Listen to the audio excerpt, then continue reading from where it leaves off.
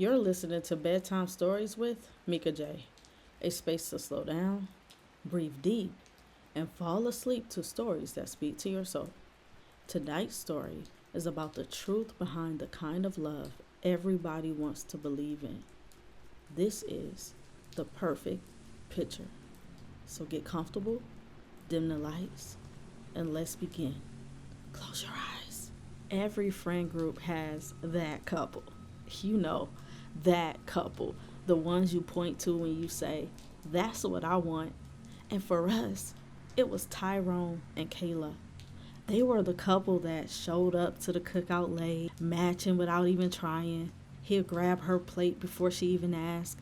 She'll brag about his promotion like it was hers. And together, they just looked effortless, like magic. And if you scroll their Instagram, you'll think love really could be that simple. And honestly, I believed it too.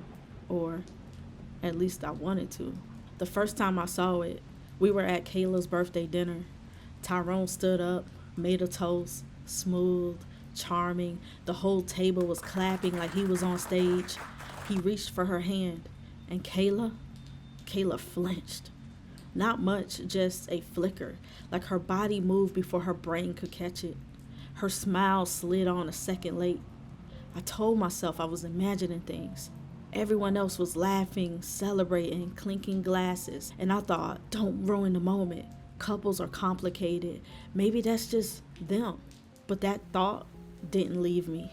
After that, I started noticing little things, like how she'll pause before speaking in front of him, like how he'll correct her version of events, gentle enough to sound normal, but firm enough to leave her quiet.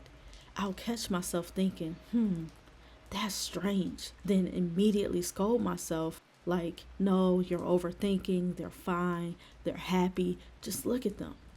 But deep down, something in me just knew better.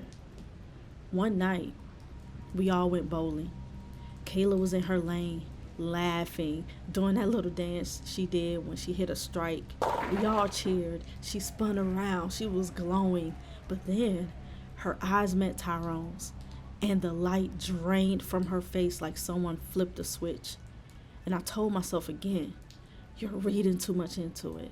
Maybe they had a long day. Maybe I'm projecting. But my gut just kept whispering. The breaking point was that game night. Everyone was loud, arguing over spades rules, trash talk was flying. Kayla and Tyrone looked like the dream team. They were leaning in close, laughing louder than anyone else. And I caught myself thinking, see, you were wrong. They're fine. Look how in sync they are.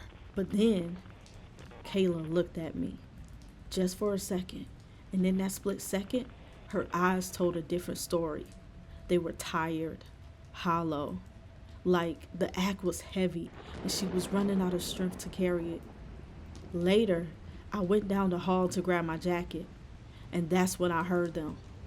Tyrone's voice, low, sharp. You embarrassed me again. Kayla, soft, trembling. I was just talking. Tyrone.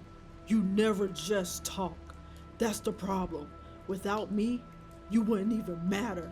The words slid under the door like smoke, wrapping around me, choking me where I stood. And then, quiet. I froze, jacket in hand. Do I knock? Do I walk away? In the end, I did what everybody else probably would have done. I pretended I didn't hear it. I smiled when they came out. I played along with the picture. 2 days later, Kayla called. Her voice was flat. Don't ask me what happened. Just know it's over. I opened my mouth to respond, but before I could, I heard it. Not words, just a man's voice. Low, controlling, and then Kayla's breathing changed. Her voice cracked. I have to go.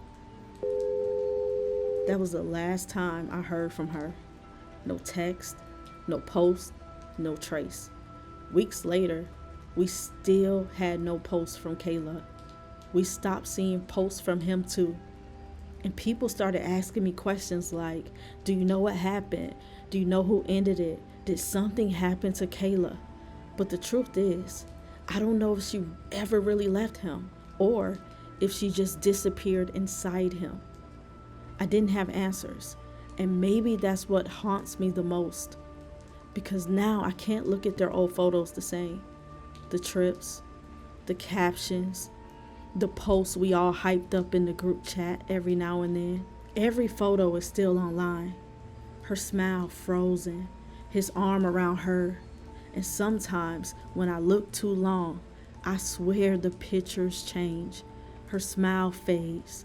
Her eyes shift toward me, like she's been trying to say something from behind the glass. And I can't tell anymore if it was always there or if I've learned to just look closer.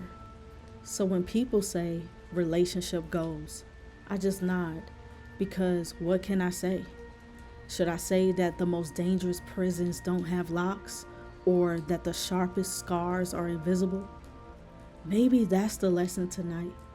Just be careful of envying the perfect picture because behind closed doors, love doesn't always look like love.